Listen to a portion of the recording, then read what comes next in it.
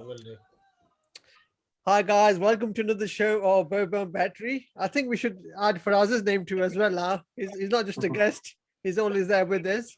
I'm a So we're regular. going to review the second T20 international between India and England. But just before we do, we need to talk about the first game quickly. Again, England just continued their white ball form and absolutely hammered India in the first game. India never really got going with the bat, and England just come out and is really aggressive like they always play, and they won the game by 8 wickets. I'm sure Faraz, I'm not happy that we're not going to discuss that game in too much detail, but we need to talk about today. So India won a very important toss, and like all modern day captains are doing now in pretty much all T20 cricket, he chose to bowl first, thinking about the do and also the preferred chasing anyway. England got off to a really bad start, pretty much set the tone for the day. Butler was the LBW to the first ball of Bhuvnesh Kumar. It looked 50-50, it could have gone either way, but in the end, he didn't review both umpire's call anyway. Then there was a good second wicket partnership between Malan and Jason Roy of 63. Even though they got the 63 runs, they never really looked that comfortable and didn't really dominate the bowling as we expect England batsmen to do. And then once Milan was dismissed, it was just a regular wickets going. The middle order chipped in with 20s, but no one really looked like they could dominate or looked in control of the pitch or the Indian bowlers. And the score of 164 for six, our halfway looked just a little bit under par, some would say, probably what 170, 180. But the score looked really good in the first over when Curran dismissed. Rahul caught behind and a brilliant first over, a wicket maiden. And from there, you thought, especially after India's poor batting performance in the first T20, you thought it could be a game. But from there, the Kishan, young lad on debut, I've not seen too much of him. But to be fair to my panel, they said he was a brilliant player before that. And the way he just dominated the bowling, took his chances off the back foot, front foot, down the ground, square of the wicket. It was absolutely so exciting to watch. And that kind of innings pretty much took the game away from England. And Kohli just played second fiddle to him. He was dropped very early, actually, from by Josh Butler, and that potentially could have changed the game. But in the end, that partnership, as I said, took the game away. Once Kishan was dismissed for a brilliant 56 of 32 balls, Pant came in, played another cameo. He was dismissed, but the game was finished, and Kohli just put the final nail in the coffin, and they knocked it off. 3 wickets down with 2 overs to spare as well, and a very, very comfortable victory. So, first of all, Farazia, you were predicting a 5-0 victory for the mighty England in the white ball format. So, what's your initial thoughts on what went wrong today? Hi guys. Yeah, 5-0. Well, I was just messing around with you, to be fair. Oh, If okay. you check my last if you check our last show, I was more of around 4-1 or 3-2 to England. Oh, 3-2 Um, now. Battery is going no, to I 3-2. no Is no it I did 3-2 to India or 3-2 to England now? I did say 4-1 or maybe 3-2 to England. Sorry, um, but yeah, first game. To be fair, they've not been close games at all. Yeah. Um, I'm not really expecting many close games in this series, to be honest. Okay. I think England will win the series convincingly. Very confident. Uh, Yes. Yeah. yes, I am. I'm still very confident. I think today, I'm not sure what Mark. I'm not sure if Mark Wood was injured or not. If you can No, he clarify, wasn't please, fit. on He that one. wasn't. Morgan said he wasn't quite ready for selection, so he wasn't fit. Yeah, I'm not making any excuse, but I guess the tosses maybe are slightly more important in this series because of the due factor. Um, but I think Mark would have made a slight difference today. I think it would have been a slightly more tighter game with Mark Wood in it. But Um, you talked about Wood, but England got 164 for six. We knew from the test matches and the first T20 that it's not the normal type of T20 wickets. But what do you think? 164 was just enough, above par, below par? What do you reckon? me personally, I honestly thought the selection was wrong today as well for England. I honestly think Tom Curran, I don't think he deserves to be in the squad, let alone in the team. I just don't rate him at all. I'll be honest with you. No, I'm being I funny. understand. Yeah. I'm being serious with you. The guy's been found out. He's only got a slow ball, which is a slight mystery, not a mystery anymore. And he's an up and down bowler. No swing, no seam movement. He's only relying on the slow ball, which is nowadays, once you get worked out, and especially against players of the caliber of Kohli and these guys, they're going to play him blindfoldedly, aren't they? Really, with eyes shut. So I think Mark Wood, and I think Mo Nally should have played today. I think Mo Nally should have definitely played We'll today. come on to the bowling selection a bit. So I'll ask you, But I honestly think with the bowling attack England had, they were about 20 runs short today. 20 runs short. Okay. So battery. So you said 164 for 6 on a difficult pitch. Now, do you think England? They've been accused of this before, like they, one-trick ponies. They need flat tracks and basically just want to bully the opposition with the bat. But today, obviously, it wasn't that kind of surface. So do you reckon they adjusted well enough, or would you just give credit to India's bowlers for never letting the England batsmen get away? See, a couple of factors, Bobo. Personally, I think England at 120, they were off 190, 120 about 14 overs. So last 6 overs with wickets in hand, I think there were 3 down. You kind of think wickets in hand with, I think Morgan and Stokes were at the crease. Yeah. And sorry, was it Bairstow at the crease at that time? Bairstow, it was Bairstow and Morgan. Yeah. And then you've obviously got Stokes there as well. And you're thinking 10 and over should be with wickets in hand quite easy there. Yeah. I think India bowled well. They used the pitch. They varied the bowling. They used the surface. But I still thought if England should get 175 minimum. Yeah. And I was saying when we were watching it, I said it then. I says what I feel that England's selection and going into the World Cup after sort of 6, that number 7 spot is a very crucial spot. And I felt that today, they've got like Sam Curran and these guys in. Although they've strengthened their bowling to a certain extent, I just feel someone like a Moeen Ali at that number would be it'll benefit England so much because it's a crucial position. Because not every game are England going to be chasing, or some games they might be setting and they could be, they need to rebuild or finish off well. And I feel with England sort of using Josh Butler at the top, Bobo, it's kind of a gamble, yeah. Some days it pays off, some days it doesn't. And obviously today he got out first ball. So he's out the game and there's no one can come in lower order, I felt, that can sort of have an impact, yeah. And I felt there were 20 runs, 15 to 20 short. But do you make a good point? So yeah, we've talked about this before, obviously not on the show, but between ourselves, that we've generally agreed that England have probably got 5 or 6 guys that can open the batting and dominate that in the first power play, and that's even excluding Hales that we'll come on to later. We know what his problems are, but there's not many in the world, never mind England, that can just come into bat in the last 6-7 overs, even when the pressure's on and the ball's not coming on. And you need to score 12, 13, 14 runs and over. And that's Josh Butler. Not many can do it. So do you reckon they're wasting him? I personally think England have got such an asset with Butler who can be so, his impact lower order can be so devastating. And I just feel that they've got the quality at the top to actually makeshift with other players that can actually do. And I just feel there's not much of a need. Because what you have to remember, Bobo, even T20 cricket, you can't win a T20 in the first 6 overs. You can get ahead of the game, definitely, but you could definitely lose you could definitely, how I can say, you definitely can get behind the 8 ball, a long way behind the 8 ball. Yeah. And I feel they're chucking the eggs in one, they're chucking their sort of the gambling at the top and trying to get ahead of the game. Yeah, but it could backfire because if you don't finish strong, like England didn't today, they've set the base and they didn't, and that's the difference. And I just feel that they're missing a trick there. And India, India, let's be honest, they've rotated quite a bit and they walked that total. They did. But just to finally come, our final point on England's batting. You mentioned about Moeen Ali coming in at 7. There's been a lot of stats thrown about the number 7 only bats on average like 10 to 12 balls in a good T20 side. But do you reckon it's just a mentality that the freedom I will give the likes of Stokes and Morgan? Because today when we were watching the match together, we discussed it as well. And Morgan and Stokes, they held back from overs 14 to 16 because they were worried about the lack of batting after them. So do you reckon it's more a case of they need the stronger batting at the end more just to give the guys before them confidence to play freely, rather than actually relying on the number 7 to come in and actually get 30, 40, because that very rarely happens anyway. But this is another reason why I feel a Butler below would give them a bit more of a license. Right, yeah.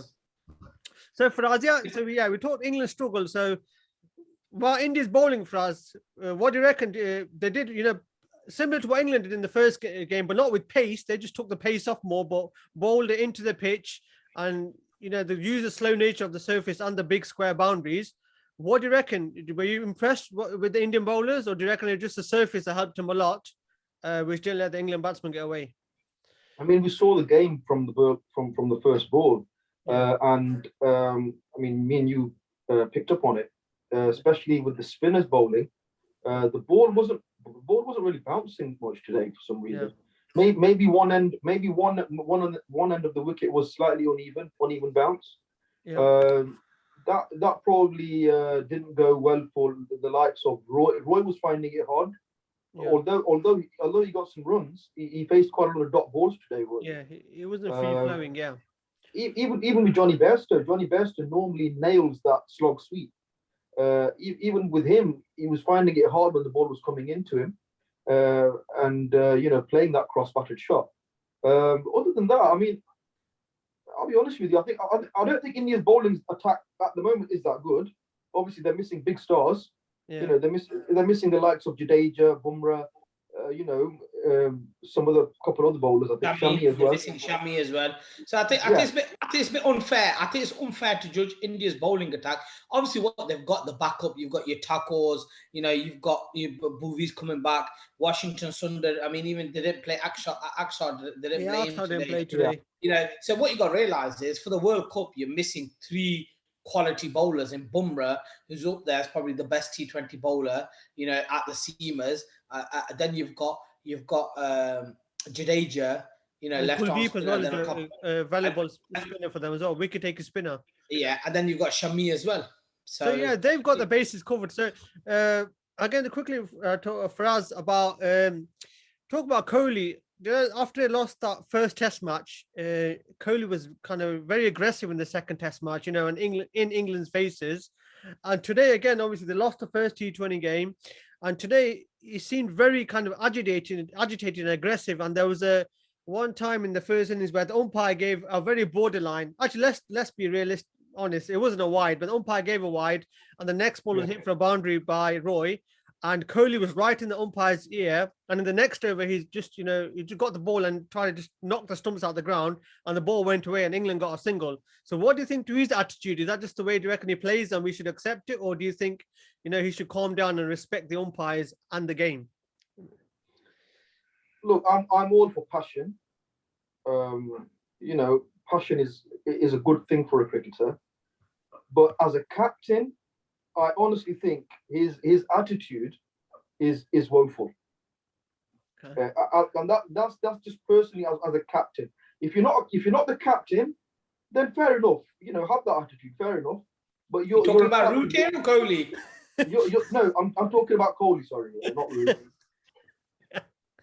That's purely my opinion. I'm not sure what your opinion is, Vetri, but I honestly think Kohli as a captain.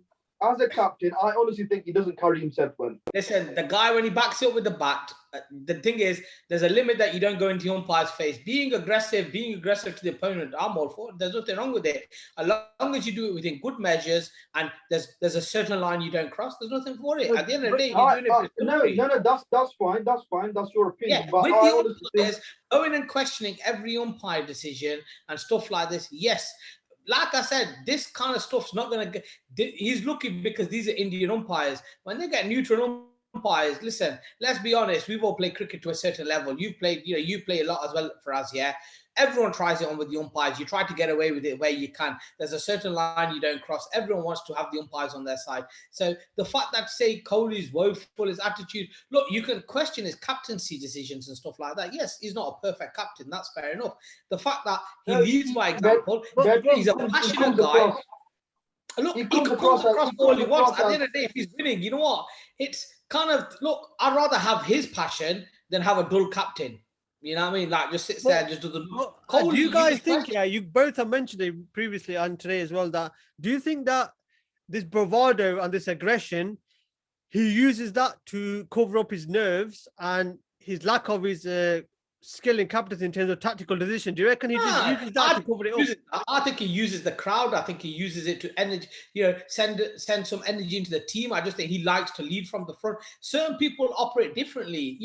Certain captains are slightly different me personally, from what I've seen, I think he's a crybaby. He cries too much. He cries too much. Where's he crying? Fraser has a point. Fraser has a point in terms of he doesn't sometimes physically say, like the first test match, right? When obviously we know India got humiliated. What he did was, apparently, obviously, we can't back this up fully, that he was one of the key men behind the groundsman getting sacked, fired. Now, these kind of things, obviously, the groundsman wouldn't have been fired if India had won that game or drawn that game. So do you think it's a situation where if things don't go his way, then he quickly throws his toys out the pram? Look, I don't know about the groundsman, so I won't like to comment. The thing is, I'm basing it on the fact that, look, Kohli, he ain't a perfect captain, but his aggression and all this stuff, I just think it brings out the best in him. It gets him focused. For me personally, guys, if you're a captain of your national team and a big country like India, which love their cricket and respect the game a lot, for me, his attitude as a captain is, I'm sorry to say, is very, very poor. And what you got to bear in mind is there's nothing bigger than the game. Okay, that's right. I think we all agree there. The game is bigger than the player. So yeah, thank you for that. We'll move on from Kohli, but as I said, the rest of this series, the summer test series against England and the T20 World Cup will kind of define him. And if they don't do well in those, then we all know Rahane is ready as a test captain and Rohit Sharma is ready for the T20 captaincy as well. So he knows the eyes will be on him. So let's see how the results go. Kohli's not going anywhere for me. I honestly think that he's too powerful. He's too powerful for that. Okay, so we'll see. As I said, time will tell what happens with Kohli. But going back on to the second innings, 164. Obviously, there's a brilliant first over from Curran.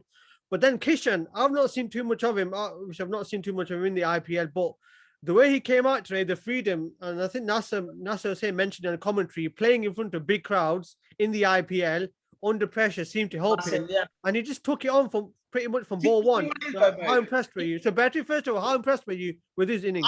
I've been raving about this guy to you for ages. I said this guy's a good player. I said it today. I told you then, I said this guy's a quality player. I've seen him for Mumbai Indians. The thing is, these youngsters, IPL, when they come onto this stage, they're not frightened anymore because they played that standard, although it's not international, but they've played in packed houses. They've played superstars around the world, yeah. They know, a final of Mumbai and DFV or a game between Mumbai and Chennai, Mumbai and RCB. These guys are ready. When they come onto that field, he's a quality player. He's got all the shots. And then when you're batting and you're taking it and you've got Kohli on the other end, just rotating, he's got freedom. They got license. They got free license. Him, even Sky, I've been saying to you, Sky, is a quality batsman. He didn't get a chance today. Obviously, they knocked it off. Guys, I don't know if you're gonna agree with me or not, but KL Rahul, he's just got 2 low scores.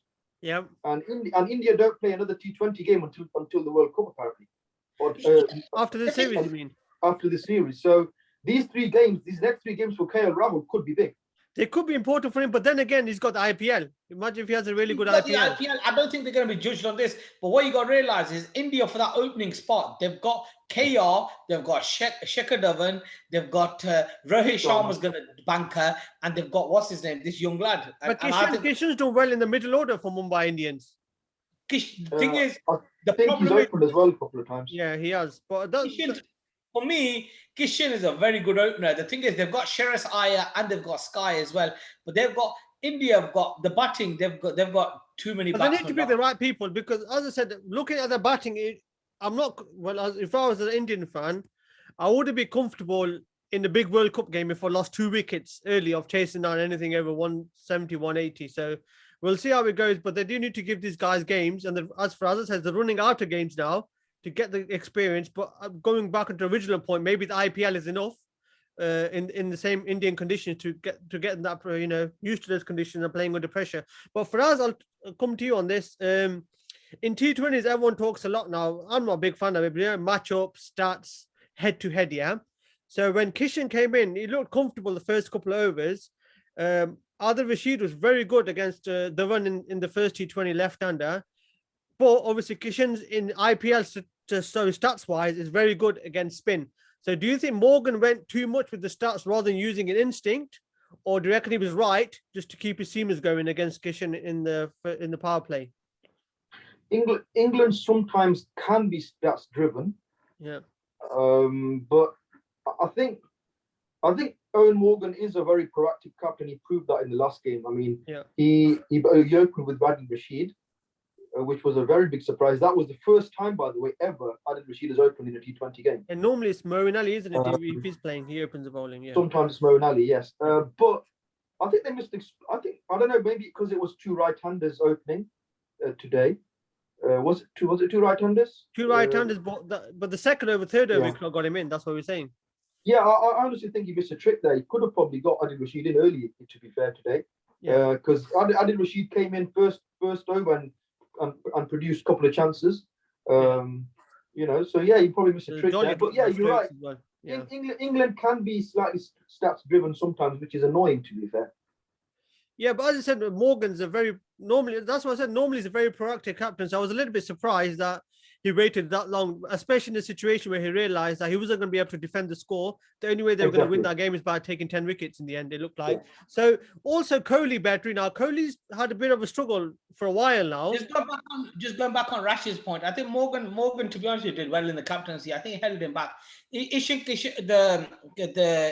Kishan left-hander, he held him back because of the lefty and righty, and then obviously he's got a googly as well to a left-hander. Remember that bowl? But obviously, you hold him back into it, so he held him back, and then obviously when he did come back on eventually, he dropped that catch into Stokes. So to be honest with you, Morgan tried to hold him back, but then he had to. He didn't hold. He had to use him. And Morgan's a street smart captain. He held him back because obviously there was no more foot this time. I honestly think. But then he's got to have confidence in the likes of Jordan and Tom Curran, because I mean you made your point very clear about what you think of Tom Curran as a bowler for us. But if you're going to play him, you've got to save him, because as we know, he can't bowl with a new ball because he hasn't got the control. So he's there to bowl at the death most of the time with the slower ball. So if you're not going to think about using him at the end, what's the point even playing him in the team? Yeah, you got a good point there. Obviously, you have to bowl Tom Curran. But like I said, I honestly think the guy shouldn't be the team. I'm not saying, I'm sorry. I can probably bowl better than him, honestly. So the final point of this game, then, Batty, before we just talk about something else, is Kohli just said you struggled. How big do you reckon that drop of Butler? Well, it wasn't an easy chance, but it was a chance you'd expect Butler to take, and 100% someone like Folks would take. I actually didn't see that. At the time. He didn't see it. He did. What do you mean didn't see it? I didn't see that. Oh, you didn't see it? Oh, I was going to say, after you said Butler didn't see it. I'm like... No, it was a chance you think you could take, but I still think India, the 160. No, I'm not talking about this game, but I'm talking more about a big player like that. You want to keep him down. So if now that he's in form, he could have a big impact for the rest of the series and going forwards as well. So do you reckon, for the context of the series, that could be a big moment? Because when he gets in form, he stretches it out to 7, 8, 9, 10 games. Look, we know Kohli in a chase anyway. The thing is, when he's in a chase, he's in a different zone, and he's due. I mean, he's well due just in all formats. And I just feel that he will step up.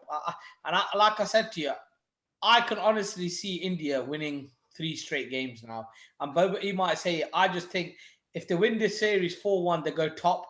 They could literally be the top of Test. They beat England 4-1 in this series. They go top of T20, and they've got the ODIs to come. They win that, they go top. So they could be top in all. I personally can't see a 4-1 scoreline happening. But you move me on nicely now to the next point. Not just talking about this game, but in general T20 cricket now.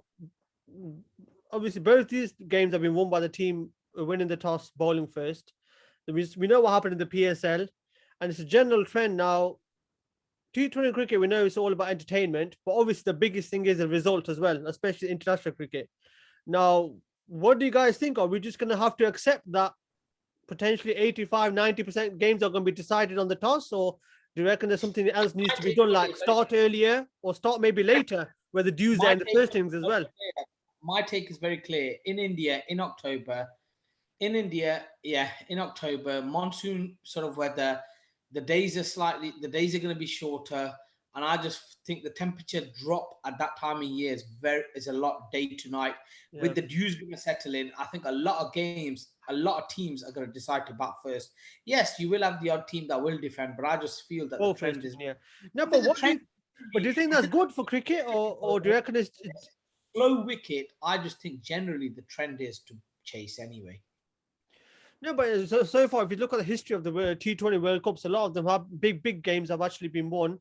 A lot of them have been won by batting first as well. So if you look back at some of the games, your scoreboard pressure, obviously there is that as well. In finals, people always tend to put the score on the board, but in T20, obviously you got to factor in where you're playing, and the conditions. And I just feel dew has a big part. India, if your spinners can't grip the ball, if any of your bowlers can't grip the ball, you're gonna have problems. And I just think it's disappointing, but I don't know what you guys think. I just think it's very disappointing that if the toss is having such a potentially big impact. I don't want, for example, a big World Cup semi-final final where you're prepared for 2-3 years being potentially decided by the toss of a coin. There is the option of maybe having day matches instead of day night matches. Yeah, that's a good point. Like you said, until you change, that is cricket. Unfortunately, the various change so much in terms of batting first, the conditions, certain things are not in your hand. Yeah, that is unfortunately what it is. What else can you suggest? I mean, what can you say? As I said, the day game, but then again, it comes down to world media, the audience watching at home and all around the world. They need to schedule the timings accordingly as well. There's too many factors. I just feel, unfortunately, cricket is just one of those things that toss does play in certain games. Even in any format, it plays a big part. It does. It's weird if you think about it, because obviously any other sport, you wouldn't have ever. No one even ever talks about, for example, the toss of the football, which started to kick, or tennis, who's going to serve. You hardly ever talk about it, but in cricket, it's such a big thing. And at the end of the day, there's no skill to it at all. It's all down to pure. Maybe with all these umpires, they've got all these little gadgets going wrong, haven't they? Maybe have like a hairdryer for the ball. Well, especially if some of these umpires are not going to need it for the hair, so might as well have it for the ball. I heard you've got plenty of orders for hairdryers coming in. We'll have a surprise for our viewers probably in the summer, I think.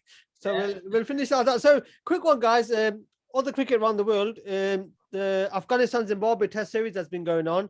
I watched a bit of it this morning. Very good. But let me just quickly tell everyone what's happened. So Zimbabwe won the first test inside 2 days. We've seen that somewhere recently before as well. 2-day finish.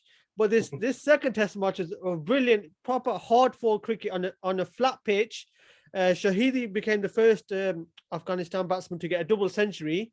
They batted first. I'm not going to go into the exact details of the score, but Afghanistan got 500 plus.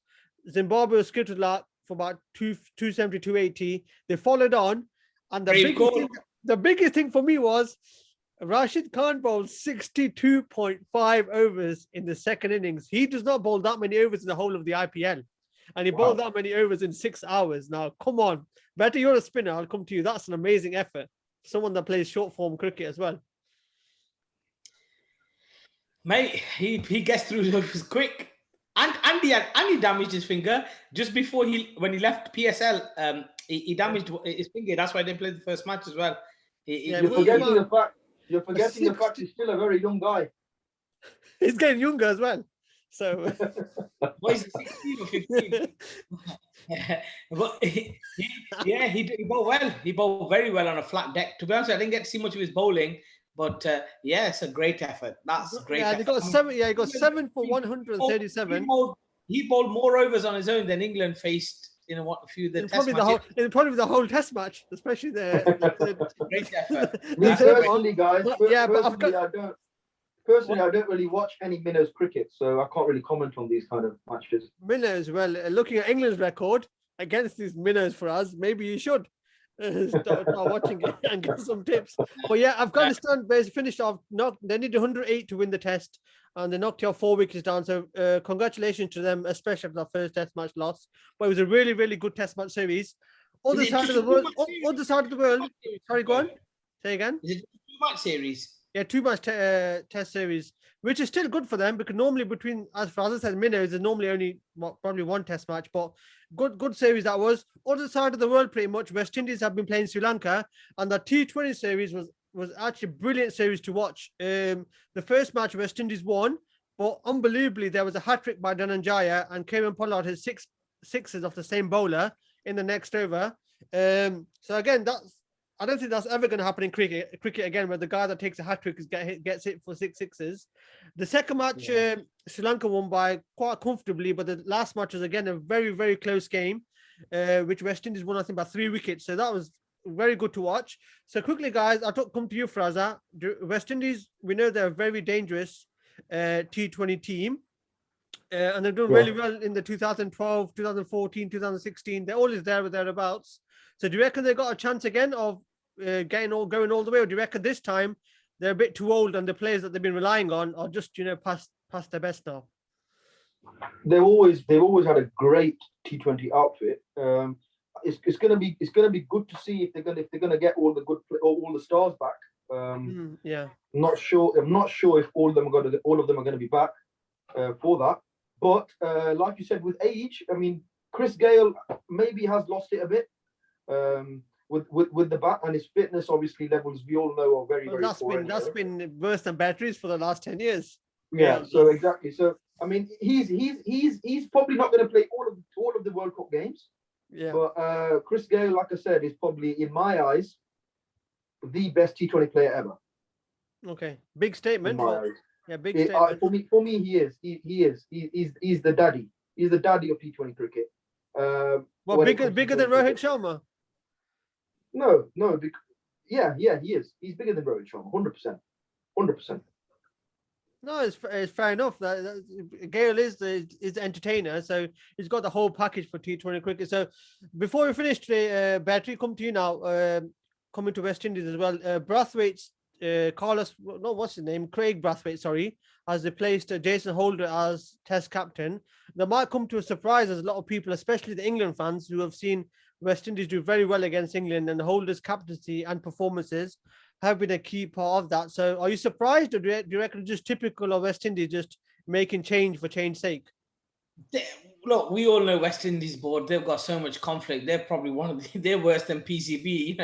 Their board is obviously we know how West Indies board runs, different islands. They're always having problems. Yeah, I mean, Jason Holder's a quality player in tests. I mean, the guys are up there with his bowling, batting, up there as a top all-rounder. Jason Holder is a very underrated cricketer, and he's actually done really well. And we all know with West Indies, they have so many issues with contracts and stuff. Their West Indian their test team, is always the least priority. So no, I'm not surprised. I'm not surprised at all. Brathwaite, good luck to him, but I'm not surprised at all, to be honest with you, with the change. So yeah, we'll see how that goes. Hopefully the West Indies team, we all, everyone around the world wants West Indies to do well. So hopefully, it's not a bad move and they can continue going forward with the test team. So thank you guys for joining me. We're going to be back now. After probably we'll wait for the T20 series finish now, then we'll see what the kind of final kind of analysis of the series is. Faraza is predicting a 4-1 or 3-2 England victory. Battery is predicting. Listen, you can't have that many. To be honest, joking aside, I made my prediction. Faraza said 5-0, 4-1, 3-2. I made my prediction very clear, and I made it very clear. Although I can't see it, and I said it, India for me 3-2. That is okay. That is my call that early on. As I said, hopefully it's decided by the cricket rather than the toss. So it'd be nice for either one of the teams to hopefully potentially lose the toss and still win the game. So we'll see how it goes. So thank you for joining me. As I said, we'll be back at the end of the T20 series. So we'll see who the disappointing one is and who the one that's chipper with the prediction. Just a final note, please. Yeah. Obviously, I'm obviously saying that the scoreline 4-1 is what I'm. Oh, Battery! I can feel it. I can feel his tension for Faraza. He's feeling it. 4-1 is what I'm going to stick to. 4-1 to who then? Can you confirm with England or India? 4-1 to England. And I honestly think the toss will not play much of a factor now, because England will turn it up when batting first. If they bat first again, England, they will get they will get big scores. Hopefully the Indian spinners don't turn it up against you. They will honestly get big scores, and I'm telling you now, 160, fair enough. Maybe you could probably say India bowled well today, fair enough, in batted slightly carelessly. Yeah. But I honestly think England are going to turn up, and they're going to turn up big. So especially if Tom Curran's there, then India might be able to chase down 300. But we'll see. Their bowling was a shocking selection. So as we'll see then, we'll see what happens. So again, thank you guys for joining me and expressing your views, and quite passionately as well. So everyone, again, our Facebook, YouTube page, like, share, subscribe, do what you can. And if you've got any suggestions or input, we'll happily take that on board and we'll look to improve. So thank you and goodbye.